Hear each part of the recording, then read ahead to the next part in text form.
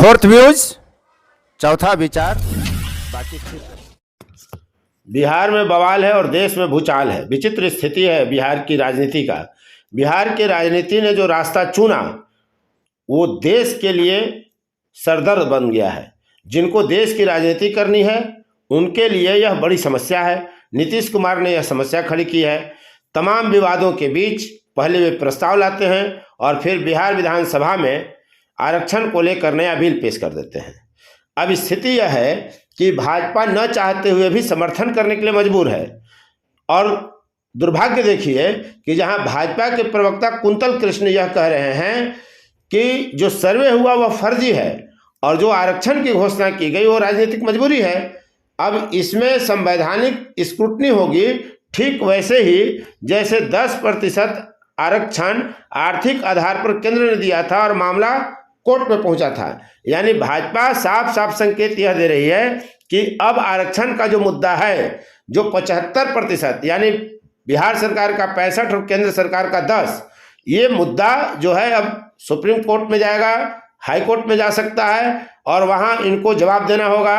वहीं तय होगा कि इस आरक्षण की व्यवस्था का कितना अनुपालन हो सकेगा। दूसरी तरफ भाजपा के प्रदेश अध्यक्ष सम्राट चौधरी जो साफ साफ कह रहे हैं कि हम इस आरक्षण के प्रस्ताव का पूर्ण समर्थन करेंगे। हालांकि उन्होंने और भी कुछ बातें कही, तो हम इस वीडियो में आपको सबसे पहले सुनवाते हैं कि बिहार विधानसभा के पटल पर मुख्यमंत्री नीतीश कुमार ने क्या कहा, वे आरक्षण को लेकर क्या कह रहे हैं, कैसे आरक्षण लागू होगा। और उन्होंने केंद्र सरकार से एक बड़ी मांग कर दी है, तो उन्होंने कैसे प्रस्ताव को रखा, क्या क्या कहा, क्या क्या बताया, क्या क्या समझाया, उनका समझाने का स्टाइल भी गजब है। और उन्होंने भारत सरकार से क्या मांग की, पहले आप सुनिए कि नीतीश कुमार क्या कह रहे हैं बिहार विधानसभा में, और उसके बाद अंत में हम आपको सुनवाएंगे कि क्या भाजपा के प्रवक्ता कुंतल कृष्ण कह रहे हैं और फिर भाजपा के प्रदेश अध्यक्ष सम्राट चौधरी क्या कह रहे हैं। तो बिहार पॉलिटिक्स है भैया, इस देश में राजनीति है, जाति है और तो कुछ है नहीं। तो सुनिए कि पूरा क्या मामला है और क्या प्रकरण है, कैसे बातें आगे बढ़ रही हैं। आप देख रहे हैं फोर्थ व्यूज, उपेंद्र कश्यप की यह रिपोर्ट। तो जो भी किया गया और आज काहे के लिए ऑब्जेक्ट कर रहे हैं भाई, आप ही लोगों की। अरे मेरी बात पूरा सुन लीजिए ना।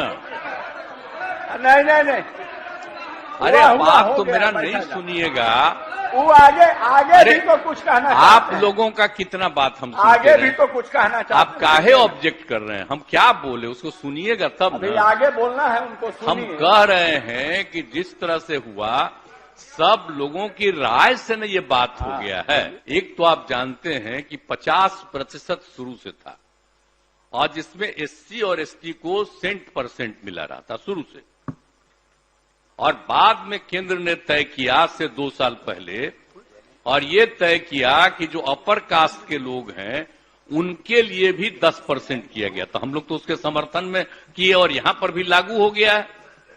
तो पहले 50%, अब केंद्र ने जो किया 10%, तो 60% लागू।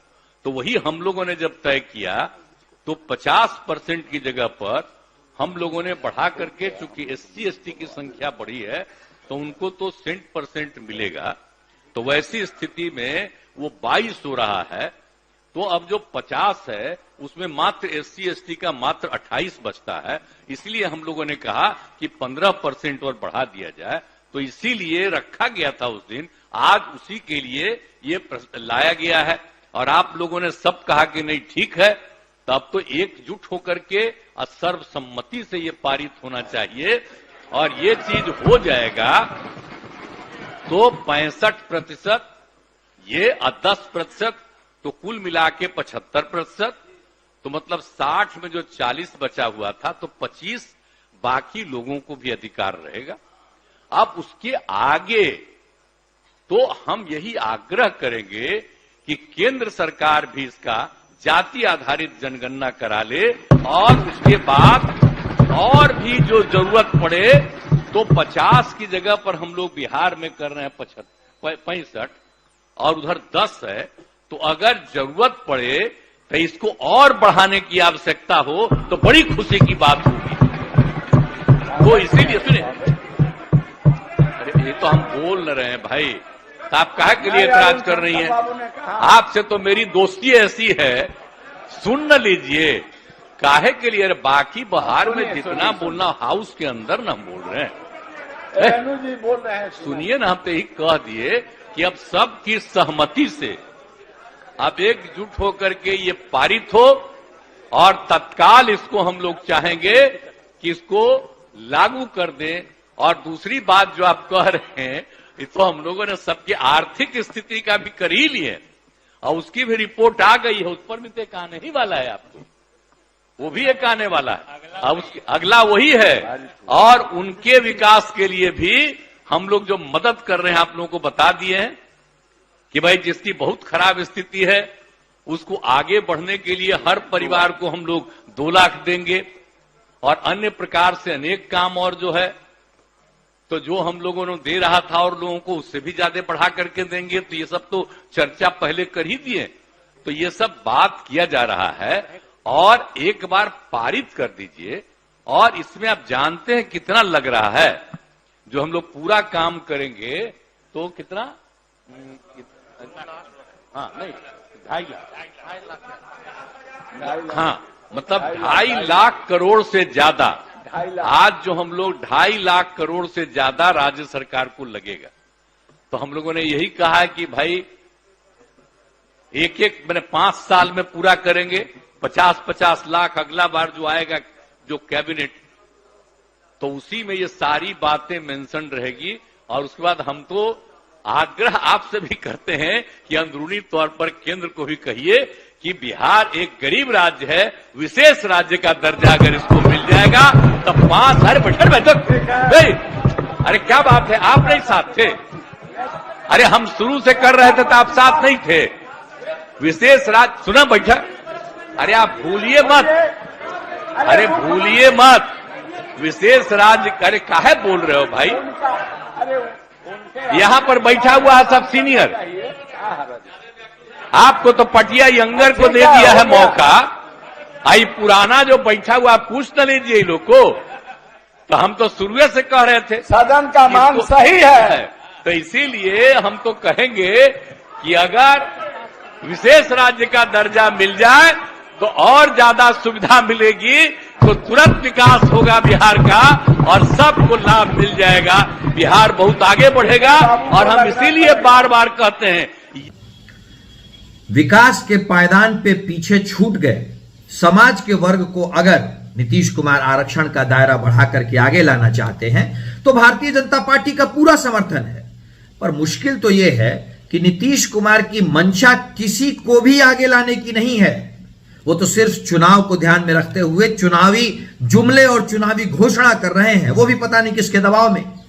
आपका पूरा का पूरा बेसिस इस घोषणा के पीछे का है कि आपने एक आर्थिक जातिगत सर्वे कराया जिसमें समाज के कुछ लोग पीछे पाए गए, पर इस सर्वे की त्रुटियां को क्या, आपका सर्वे ही त्रुटिपूर्ण है, पहले उसे ठीक करना होगा। वरना जब आप आरक्षण के दायरे को बढ़ाने की बात करेंगे तो इसकी संवैधानिक स्क्रूटनी होगी और वहां पे आपका सारा का सारा वायदा फेल हो जाएगा। नीतीश जी, भारतीय जनता पार्टी ने ईडब्ल्यूएस में 10% बढ़ाया, सुप्रीम कोर्ट ने उसकी स्क्रूटनी की और सही पाया, चूंकि भारतीय जनता पार्टी की मंशा सही थी। तो बिहार प्रदेश भारतीय जनता पार्टी पूर्ण रूप से उसका समर्थन करने का काम करेगी।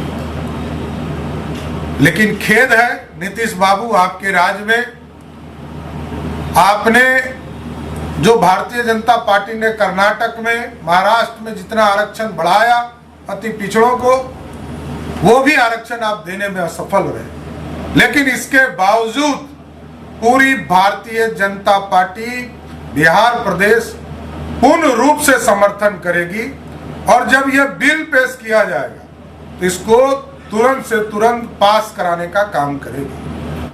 फोर्थ व्यूज, चौथा विचार, बाकी